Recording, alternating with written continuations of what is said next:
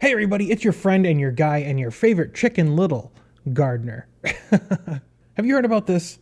The PlayStation Network is shutting down for the PlayStation 3, PlayStation 4, and PS Vita. Well, software preservationists have started to raise a few questions about the shutdown of the PlayStation Network. What happens when the CMOS battery dies in your PS3 or PS4? Now, you might be asking, what is a CMOS battery? Well, you have a clock in your PS3 and your PS4 that keeps track of time as it ticks forward. You know, that's what a clock does. And there's a little coin cell battery in your PlayStation that keeps track of the time for you. So like when you unplug the device from the wall, you lose AC power, the clock keeps ticking, right? But what happens if you unplug from the wall and the battery is dead or is just not installed? Well, at that point, the clock stops ticking. And not only does it stop ticking, but it'll also reset the time back to the default, which is usually around the time that the console was manufactured. And it will also set a flag that tells the PlayStation, hey, you need to make sure that next time you turn on, you confirm what time it is with the PlayStation server. Well, when that happens, you know, the PlayStation will turn on next time and it will connect with the server, validate what time it is, set the internal clock correctly, and everything's fine, right? Now, that seems perfectly reasonable. After all, we don't want people to be able to claim that they earned a trophy before the game was actually released, do we? That's all fine and dandy, right? What could possibly go wrong with a system like that? Well, when the server's not there to answer the PlayStation's request for the time, a lot could go wrong.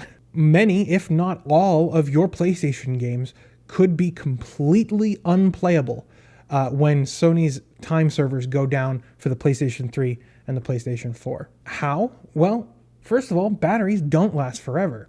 Your PlayStation is eventually going to run out of juice to keep track of the time. And if Sony's servers aren't there to validate the time and the day to the console when it requests it, when it needs it, well, then after you change a CMOS battery that has died in a PS3 or PS4, there's no way for your console to validate the correct date and time. You might be saying, well, who cares about that? Like, why would I care about that? But your PlayStation does. It was told to. On the PS3, before you're allowed to play any downloaded title, that's any game from the PlayStation Network, the console has to check with Sony to make sure that the time is correct. If it's not correct, then you're just simply not allowed to play the game. On the PlayStation 4, though, it's a little bit more nefarious.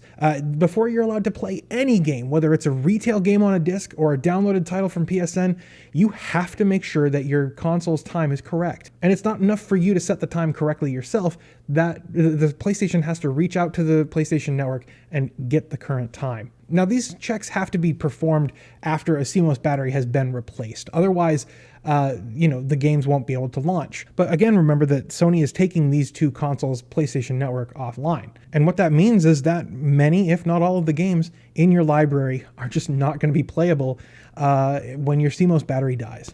And what's worse is that Sony could issue a firmware update for the PS3 or the PS4, and it could change this rule so that once your CMOS battery is replaced, it doesn't have to get a network time update from the PlayStation Network.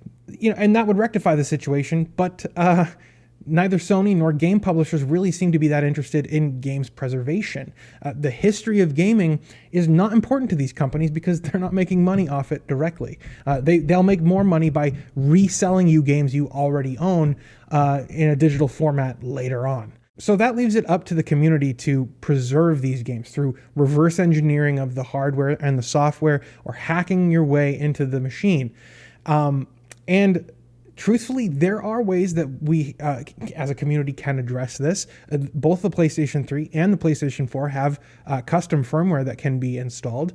That's certainly what many people will do. And by the time the CMOS battery dies in the PS4, there's probably going to be even easier solutions than what we have right now, at least hopefully. But sadly, applying these fixes to the defective by design nature of these machines is going to be a luxury for people who are technically capable, like technically literate enough to actually enjoy the fruits of their labors. But that means that consoles of this era will become little more than e-waste after the CMOS battery dies in these machines. And as someone who considers himself a environmentalist, I can think of few things more offensive to my sensibilities in that regard than DRM measures like this that make entire machines and their entire library completely useless without the technical capabilities to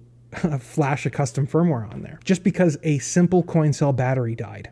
Generations of gamers have enjoyed consoles of yore, being able to play games on the Atari 2600 and the NES and the SNES, all the way up through the console generations, kept alive by the passion of gamers who, care about the games that they played when they were kids. The idea that kids of today won't be able to play the games they played in their youth because a battery died and a server isn't available to answer a simple network time request.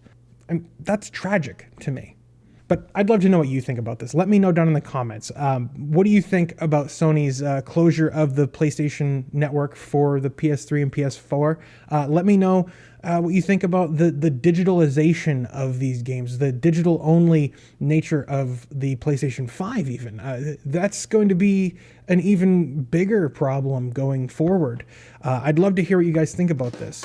But I think that's going to do it for now. I want to say thank you to my patrons on Patreon, as well as my YouTube members here on YouTube, without whom I would not be able to do this. You can see the names of some of the top tier members over here. I want to say thank you to these guys. They make what I do here possible. If it wasn't for them, I just would not be able to do this. If you believe in the work that I do, if you want to support this show, the best way to do that is by supporting the show on YouTube memberships or on Patreon. But that's going to do it for now. Thank you so much for watching, and I'll see you guys in the next one. Bye for now, and have a blessed day.